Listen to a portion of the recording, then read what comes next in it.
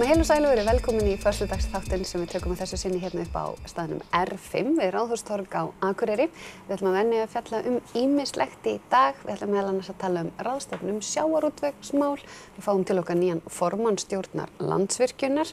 Við fjöllum fósturlát. Við fáum til okkar fulltrúa ABC Barnahjálpar en krakkar á Íslandi að safna núna fyrir ABC Barnahjálp og við fáum líka fulltrúa hins íslenska vitafélags en við ætlum hins vegar að byrja á því að vera snjallari saman, eða hvað? Mikið rétt. Snjallari saman, hvað erum við eiginlega að ræða hérna í dag? Þetta ráðstefna. Já, þetta ráðstefna á vegum Miðstöðvar skólaþróunar sem haldið verður laugardaginn 16. apríl næstkomandi frá 10 til 4 í Háskólanum Akureyri. Og hvað er nú verið að ræða? Það verið að ræða upplýsingatækni í skólastarfi og þetta er ofsalega flott ráðstefna og þetta koma fyrirlesarar frá öllu landinu, eru bæði með aðalfyrirlestra og síðan minni svona málstöður þar sem fólki getur valið sér og þetta er öllum skólastigum frá bara leikskóla upp í háskóla og ég kem þarna inn sem fyrirlesari og einnig sem þáttakandi og mér finnst úrvalið bara stórkostlegt og ég er búin að vera að vinna núna í skólanum mínum að efla tæknina í skólastarfinu og innleiða svona rafræna kennslahætti og þetta er svona mínum mati svona flottasta ráðstefna sem ég sé hingað til á Íslandi og vegna þess að núna er þekkingin svona orðin til. Það er fólk farið að nota þetta þegar ég byrjaði voru svo fáir að nýta sér tækni, þannig að núna sér maður hvað gróskan er mikið og ég er svo spennt að fá líka hingað út á land þessa ráðstefnu til þess að hjálpa okkur líka. Þetta er mikið í Reykjavík þar sem að þessi gróska er og þekkingin myndast, þannig að ég er mjög þakklátt fyrir það. Getið þið sagt okkur til dæmis bara frá einhverjum erindum, spennandi erindum og hvað þau fjalla? Já. Við erum til dæmis með erindi á leikskóla hérna sviðinu, leikskólinn Króaból. Þar eru starfsmenn búin að vera innleiða spjaldtölunotkun í skólastarfi, bæði fyrir kennara og börn. Og þar ætla kennarar að vera með 3 smiðjur. Við erum með verkefni í grunnskólanum. Hann Björn Gunnlaugsson frá Kópavogi ætlar að koma og segja okkur frá innleiðingu þar í alla grunnskóla í Kópavogi. 3000 nemendur og 500 kennarar eru að fá spjaldtölur þar. Og það er heljarna verkefni sem er þar í gangi núna í vetur og næsta ári og svo áframhald við innleiðingu á þessari tækni og þessari notkun í skólastarfi. Við erum með erindi frá menntaskólanum á Tröllaskaga þar sem fjallað vendikennslu og salgetispokan þar sem eru svona fjölbreyttur hugbúnaður notaður í kennslu. Við erum með erindi frá Menntaskólanum Akureyri líka, við erum þar sem að Anna Eyfjörð ætlar að fjalla PowerPoint Mix og hvernig má nýta það í kennslu.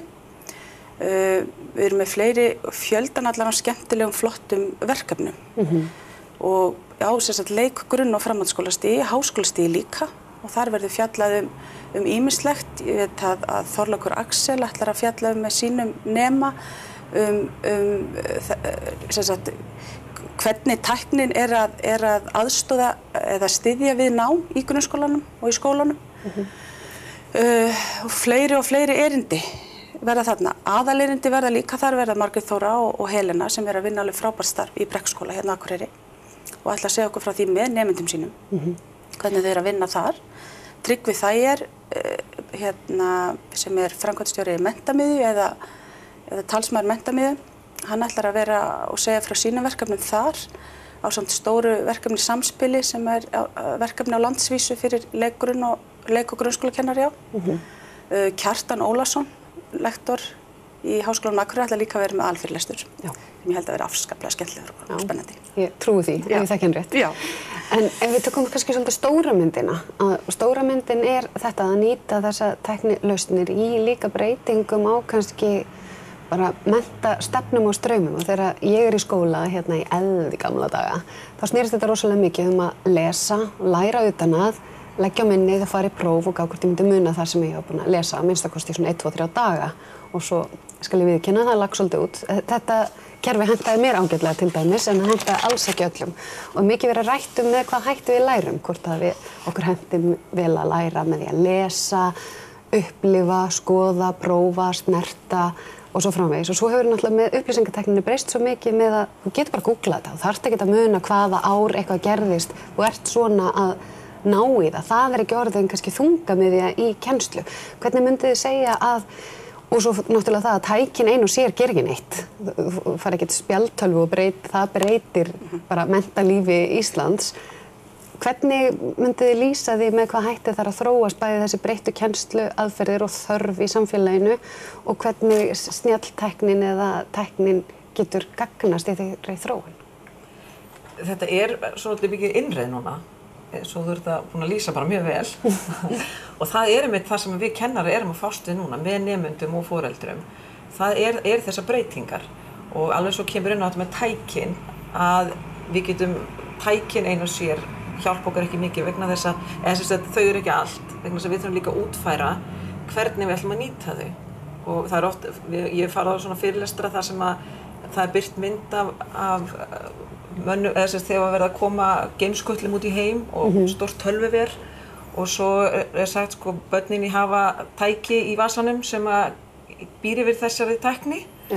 En það hjálpa mér í rauninni ekki mikið að vita þetta eru náttúrulega merkilegar upplýsingar, en hvernig yfirfæri ég svo markmið og vinnu í skólastofunni að ná markmiðum aðalnámskrár, hvernig útfæri ég það svo í kennslustofunni og það mikil vinna og það gerist ekkert á einum degi eða einu ári eða 2 árum og það það sem við kennarar ásamt nemendum okkar erum að fara í gegnum núna, að finna þessar leiðir og mín nálgun hefur verið í gegnum svona sérkennslu eða einstaklingsmiðun, námsaðlögun, það hvernig maður virkar alla nemendur í bekknum og mér finnst það að vera mjög mikilvægt og við eigum auðvitað að gera það og þarna kemur tæknin inn mjög vel, finnst mér, það ástæðan fyrir að ég held áfram að nýta þetta, fyrst var ég bara svona að prófa en ég held áfram með þetta vegna þess að það auðveldara að virkja nemendur geta nýtt sér tækin sem hjálpartæki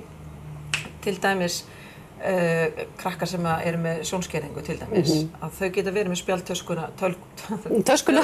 Nú ertu að hugsa spjaldtösku forsætisráðherra? Já, spjaldtösku fyrir framan sig og bækurnar að hlaða þeim inn þetta komið inn á netið Námsgagnastofnun hefur staðið sem ég vil í því að svo gera þau svona og þá stækkar bara textinn og þau geta náði bækurnar sinna sjálf og þau eru sjálfstæð þarf ekki einhver að koma og hjálpa þeim að lesa fyrir þau eins með börn sem eru með lesvanda, þau geta hlusta, þau hlaða þeim inn og það svo mikilvægt að þau, ef þau eru með tækið, þá eru þau inn í stofunni og þá ekki einhver að stjórna þeim og stýra þeim, það ekki einhver sem kallaði fram í litla stofu til að lesa fyrir þau eins og var það við vorum, heldur getum við aukið sjálfstæði þeirra og ábyrgð á þann hátt að þau koma sjálf inn í stofuna og það eitthvað verkefni sem fer af stað, þau taka upp spjaldið sitt og geta sjálf sótt sín gögn og nýtt bækurnar annarkvort með að hlusta eða eins og ég var að segja stækka letrið.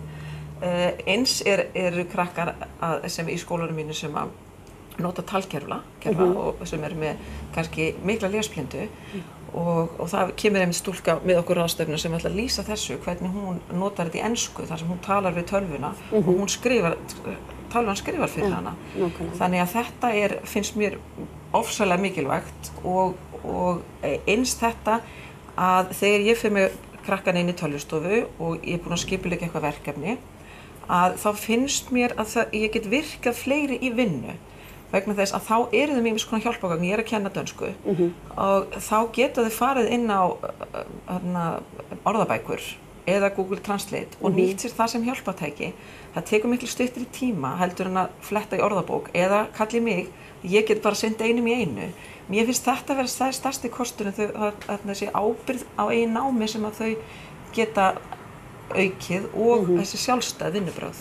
Sjálfstæð vinnubrögð, leita lausn og kunna að leysa það í rauninni sjálf í staðinn fyrir að hafa alltaf þennan kennara upp á sviði sem á að vera mentorinn, að þá eru kannski kennarar að verða meira og meira, hvað maður að segja, aðstoðamenn en svona að lokum það sem að kannski stóra atriðið kannski að það sé hægt að nýta snjalltæknina til þess eins og hún var að lýsa svo vel bara að ná árangri í einstaklingsmiðu námi án þess að allt sé undir einum kennara. Já, það algjört lykilatriði. Fjölbreyttir kennsluhættir, þetta einstaklingsmiðun, þarna erum við að auka svo mikið fjölbreytninni í náminu og möguleikan á því hvernig þú vinnur verkefnið þín. Þú getur til dæmis unnið og skrifa sögu í einhverju appi í spjaldtölvunni, alveg eins og þú gast skrifa hana eða útbúið veggspjald í spjaldtölvunni eins og gast prentað út hérna áður fyrir. Nákvæmlega. Gaman að fá okkur. Klukkan hvað er ráðstefnan? Ráðstefnan milli 10 og 4 laugardaginn 16. Og það kostar bara 5.000 krónur inn. Við erum búin að lækka heldur betur gjaldið á ráðstefnunni hjá okkur. Þannig ég hlakka bara til að sjá sem flesta. Nákvæmlega. Gaman að fá okkur. Ég giska á að það séu stéttarfélög eða skólar eða einhverju sem gæti líka aðstoða við kostnað í þessu, eða ekki? Jú, sannarlega. Já. Fínt að minna á það. Rétt, vel gert. Gaman að fá ykkur og bara hvet ykkur til þess að kynna ykkur þessi málefni. Það er gríðarlega mikið loksins að gerast í upplýsingatækninni. Við ætlum að halda áfram hérna í föstudagsþættinum eftir augnablik.